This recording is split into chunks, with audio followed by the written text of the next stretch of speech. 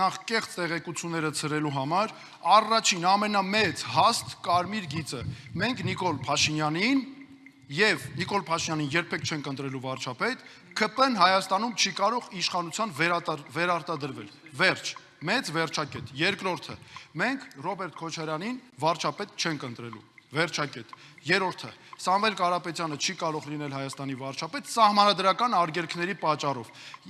Եվ մենք առաջադրելու ենք իմ տեխնատությունը Հայաստանի ազգային շահերից ելնելով, բայց որոշումները կայացնելու ենք էլի Հայաստանի ազգային շահերից ելնելով համագործակցությունը հաշվի առնելով, եւ ամենակարևորը երբեք չի լինելու այնպես, որ մեր պատճառով իշխանափոխությունը տապալվի։ Բոլորին ասեցիք բարձի Նարեկ Կարապետյանը, Ես աս մնացած որոշումները դուք Պետրոս, այն ձեր մոտ եք այդքան տեսակ չստացվեց հիմա բերելեքստեր եք հացել։ Ես ռեպլիկայի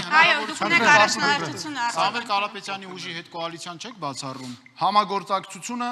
ես հստակ նշեցի կարմիր գիծը։ Մնացածը այո, քննարկվող հարցեր են։ Մի րոպե չհասկացա, ես դուք պատասխան եք տալու, ես ինչ ամա չափավոր եք ձեզ հələ, միա չափավոր եք, այդ իշխանության վակխանալը, որտես բնութագրում եք դրա մասը տես ճպճպում եք վեցում, չափավոր։ Չի կարելի, չէ, բա որովհետև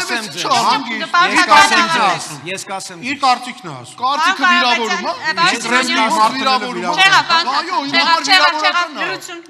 դոսիեի դուք Կրեմլի պահուստային տեխնացու եք։ Իսկ ըստ իմ տեղեկությունների դուք Նիկոլ Փաշինյանի ձախ տեխնացուն եք։ Դուք ստում եք։ Անջատեք պարոն Բաբաջանյանի միկրոֆոնը։ Պետության Փորձեք, Անջատեք պարոն Քոչարյանի միկրոֆոնը։ Չեղավ։ Պարոն Սիմոնյան։ Պարոն, դուք չեք լսվում եթերում, վերջ։ Պարոն Սիմոնյան, խնդրեմ ձեր արձագանքը։